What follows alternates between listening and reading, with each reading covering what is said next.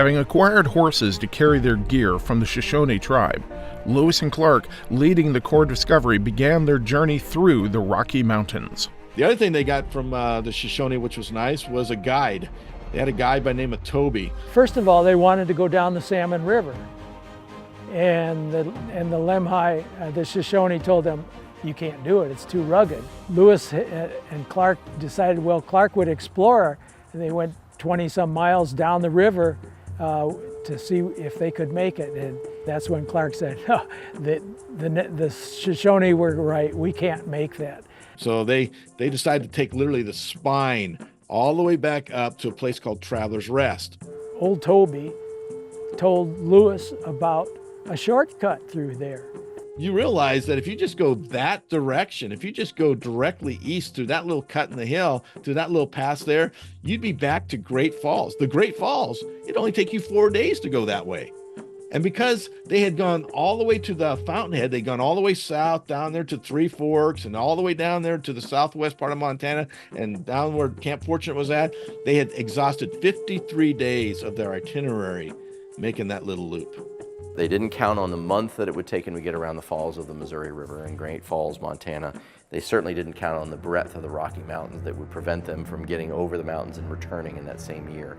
They're Traveler's Rest, and now it's starting to snow on them. They're high in the mountains, and for the next 10 to 14 days, they got to make a very difficult journey over those mountains in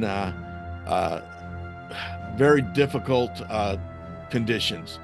Their experiences with mountains out east didn't quite prepare them for what they were going to encounter with the Rocky Mountains. By that point, they were eating their candles, they were eating shoe leather. I mean, like, they ate some of the horses that were supposed to help them. And in general, it was an awful, near-death experience. As they came down out of those mountains, my goodness, they were literally stumbling out of those mountains. They were sick, they were literally starving to death. They were on their last leg. Many of them were hurt. It was a very tough situation for them. This is where they run into the Nez Perce. And then spilling out of the mountains into this community of the Nez Perce, and how they could have ended it all. This man named Twisted Hair, this chief named Twisted Hair, was trying to figure out what he wanted to what to do with them, and the consensus was, let's kill them. Let's cut their throats, let's run them off a cliff, let's kill them all so we can have all their stuff. And they talked about it like these creatures with hair on their face, and like have all this gear, and they're near death. We could easily overrun them. It will make us the richest tribe here, and we'll be powerful for years and years and years. They all agreed this was the way to go. Well, nearby in another teepee was a woman, an old woman by the name of Watkuweis. And she heard all this talk about killing white men, and it was agitating her. Now, this was a question. Why would it agitate an old Nez Perce woman about killing white men? But it agitated her enough that she got up and she walked into the teepee there of Twisted Hair and the warriors, and she said, "You do them no harm." On the voice of one woman, Watkuweis, she changes their mind. And then she told them her story. Let me tell you how white people helped me one time. You see, like Sacagawea, back when she was a very young girl, she was stolen by another Indian tribe. We don't talk about the Indian slave trade, but there was an Indian slave trade that was every bit as bad as the white slave trade was in America too, way back when. The Indian slave trade would steal from other tribes, and she was stolen, and then she was traded from tribe to tribe to tribe. And according to the most of the versions, she was eventually ended up in the hands of a white family. My guess is the white family had some abolitionist tendencies, because they not only took her out of slavery, they then educated her, and then they said, what would you like to do?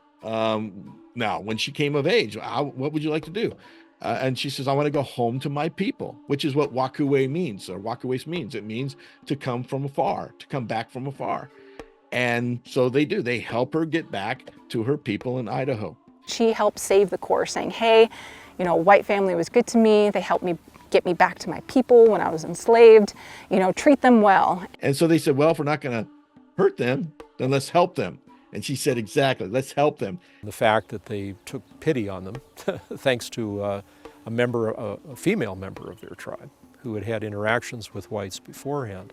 Everybody believed her, right? And she was just one woman, one average woman, and she had that kind of power within the community to change a collective mindset. Lewis and Clark had no idea about this. There's no record of this. This comes from oral tradition from the Nez Perce.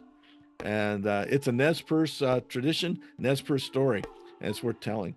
For more information or to become involved with the Lewis and Clark Trail Alliance, visit lewisandclark.org. To learn more about Shenandoah University and the Shenandoah Center for Immersive Learning, visit su.edu/skill.